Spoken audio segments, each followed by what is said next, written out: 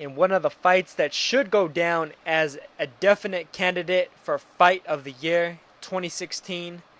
Just witnessed a fight at Bantamweight between for the WBO World Championship between now former champion Pungluang Sor Singyu, aka Panya Utok being his birth name, Pungluang Sor Singyu being his promotional name, versus Marlon Tapales. This fight took place in Thailand yesterday afternoon, the 27th, and it was just an all-out war from the opening bell. An all-out war. These guys went at it. The fight almost reminded me stylistically of Francisco Vargas versus Takashi Miura last year, especially with Tapales playing the southpaw Miura. The way he was loading up on the left hands, but I'll get to that in a second. It was just an excellent fight. 4 knockdowns traded between these two guys before Marlon Tapales finally finished Pungluang Sor Singyu off in the 11th round.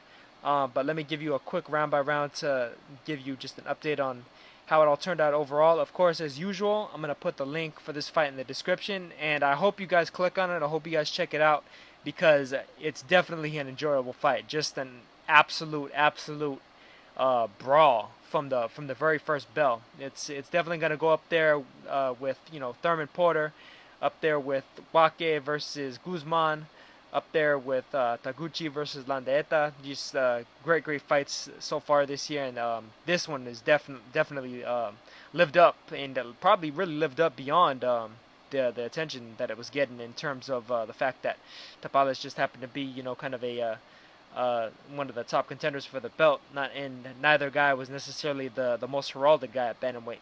But here goes with my quick little round by round. Round 1, they both started off fast, especially Tapales. Tapales showed that he had a little bit quicker feet, a little bit quicker hands, but Singyu was able to show a little bit better timing. Singyu was able to time him really well with good hooks and uppercuts on the inside. Tapales was able to land some big left hands. But the thing is, I thought Singyu's work was just a little bit cleaner, a little bit sharper than what Tapales was able to bring. So I gave the first round to Singyu, Pungluang Sor Singyu. Round 2, Pungluang was coming with more clean right hands. Tapales was going for the left hand counters, and you could tell that considering this was a southpaw versus orthodox battle, Tapales being the southpaw, Pungluang being the orthodox fighter, that they were pretty much battling for position of that lead power hand, essentially the lead backhand. Basically, Pungluang was leading with his right hand a lot. Tapales was leading with his left hand a lot.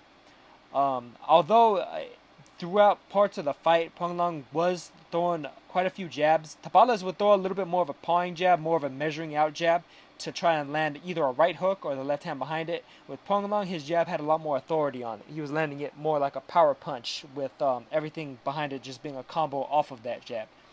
But in the second round, I thought Tapales took it with slightly sharper left-hand counters, a little bit better speed on the inside, getting in and out, and being able to land his own shots and get out of danger just slightly better than Pungluang had been. Pungluang was doing more of the pressure. Tapales was being a little bit more of the back foot guy, but still landing heavy, hard shots. Round 3, I thought Tapales' defense showed off even better. He was landing speedy in and out combos. Pungluang wasn't quite as accurate in the round. Tapales landed a big right hand, or not a big right hand, but a big left hand on right to the jaw of Pungluang that knocked him clear off balance, knocked him onto one leg. But Pungluang took the punch really well, in spite of the fact that he was knocked well off balance. It was just a big power shot, but he showed an excellent chin in being able to eat it. And in spite of the fact that he was knocked off balance, he showed no signs of being hurt in the immediate aftermath of it. They traded big shots in the final minute, and I thought that Tapales took that round as well. So I had Tapales leading by this point. Round 4, I thought Pungluang managed to even the score. They were trading left hooks, or left and right hooks inside. They were taking turns doing kind of step back counters, like a little bit of pull counter action between the two of them. They were kind of moving in straight lines in this round because it seemed like they were both so intent on landing their power shots, their power backhand, that it's like neither one of them really wanted to give too much ground, because like they just wanted to take a short step back and then land that huge power shot as the opponent came in. And they were both able to do it with varying degrees of success depending on the particular location of each fighter throughout this round. Good shots all the way around. Pungluang landed some very good body shots. This is where he started really landing very well to the body. He was able to basically knock Tapales back into the ropes and flurry him towards the end of the round. So I thought he took that round, evening up the score on my scorecard. Round 5, probably in about the first 15 to 20 seconds, a big body shot, right hand from Pungluang landed right on Tapales' solar plexus, right in the body, right in the area just below your diaphragm. Knocked the wind clear out of Tapales and dropped him. And right after they were actually trading body shots, they were in a little bit of a body shot war for about the first 10 seconds, and clearly Pungluang wound up winning that battle, dropping him really clean.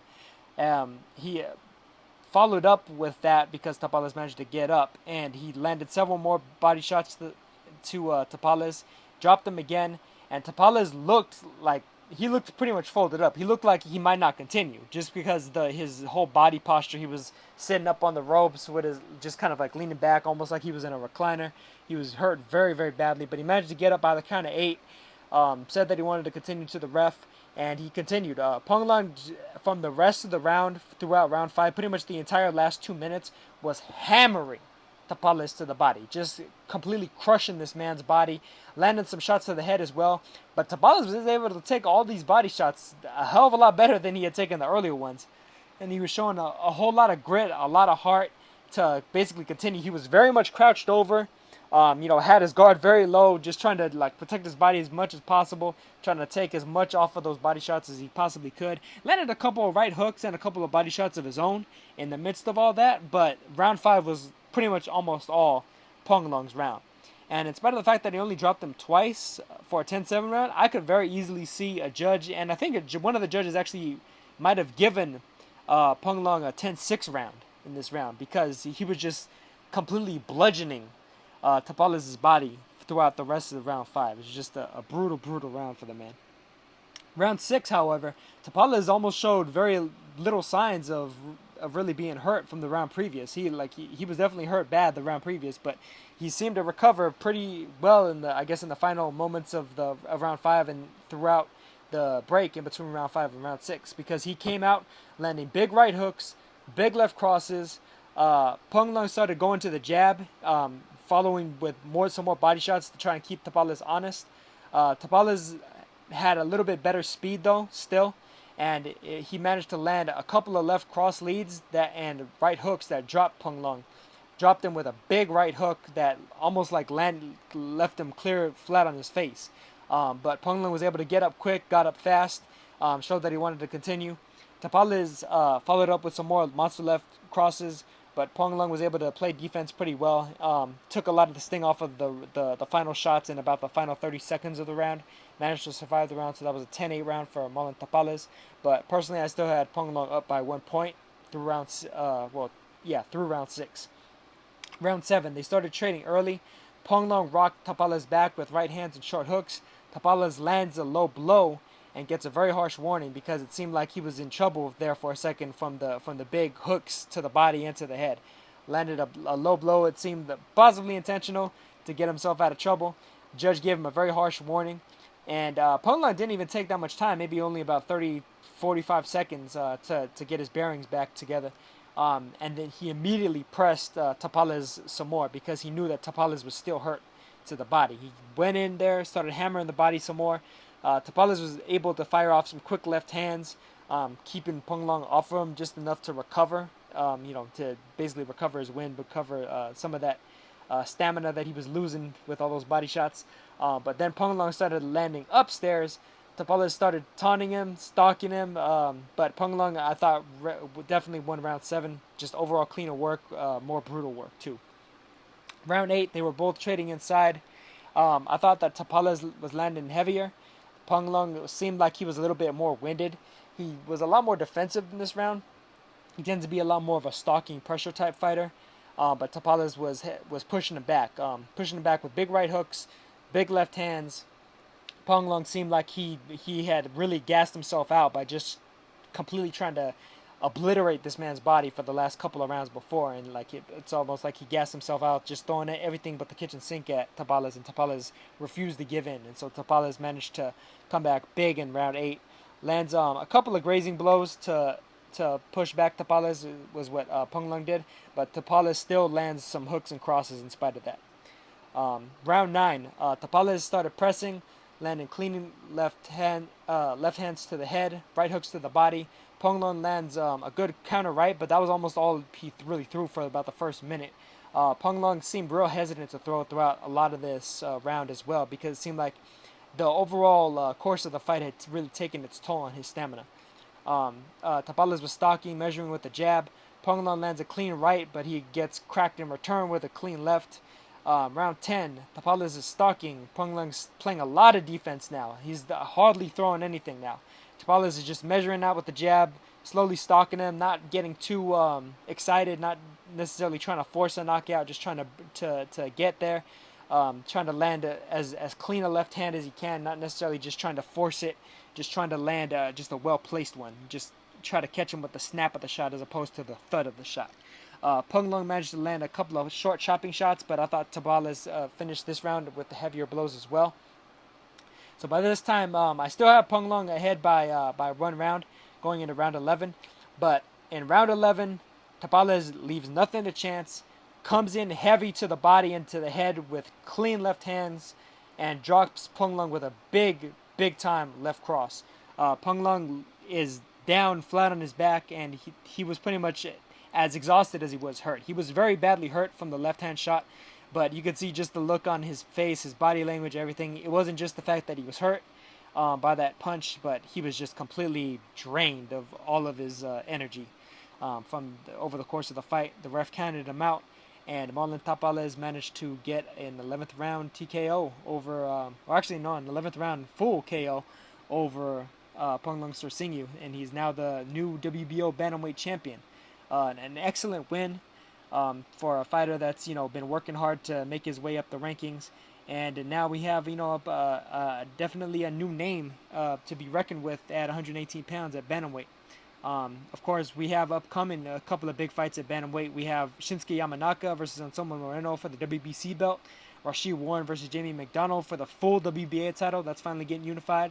Lee Haskins versus Stuart Hall for the IBF title. And Marlon Tapales is now in the mix. He's with the WBO title. It'll be interesting to see who he winds up fighting next. A couple of potential big money fights out there for him. Possibly may go to the UK, fight either Paul Butler, Zolani Tete. Those are a couple of the big names that are ringing about. May fight the other phenom from Thailand, coming out of Thailand right now, the 16-year-old Sanganan Sitsaitong. That'd be an interesting fight if Sanganon's people want to try and break Rafael Gomez's youngest world champion record before he turned 17. And what was that? About 17, 5 months or so. But he still has about 9 or 10 months before they would have to, force that fight. So that may not necessarily happen next. But just a great win from Marlon Tapales. I'm thinking the fights that I just mentioned though could potentially be the most likely. Otherwise, there's also Omar Narvaez, the now deposed former 115-pound and 112-pound WBO champion, the one that Naoya Inoue beat a couple years back now. And let me see, what other fighters are there? Not Stuart Hall's already fighting that dude. Alejandro Hernandez is out there, another kind of long-time contender at bantamweight. But just overall, good fighter. Juan Carlos Payano actually would probably be a pretty good fight for him, especially coming off of a close decision loss to Rashid Warren after a close decision win over Warren. Be nice to see Payano get back in the mix, get another title shot, either him or even Tomoki Kameda. Battle of the two guys that defeated Pungluang, because Tomoki Kameda had actually defeated Pungluang Sor Singyu back when Kameda had one of the belts as well before. Singyu was one of the fighters that Kameda fought on PBC. So Marlon Tapales versus either Kameda, Payano, Butler, Zolani Tete, maybe even Karim Guerfi. All those fights would be excellent fights, I think. Pungluang, to me, always seemed like a little bit of the weak link at bantamweight. Tapales seems like a little bit of a better force to be reckoned with, though. And it'll be interesting to see who he winds up fighting. And I think it's always going to be action, regardless of who is across the ring for him. But that's pretty much all for this one, guys. I'll catch you guys on the next one. Peace.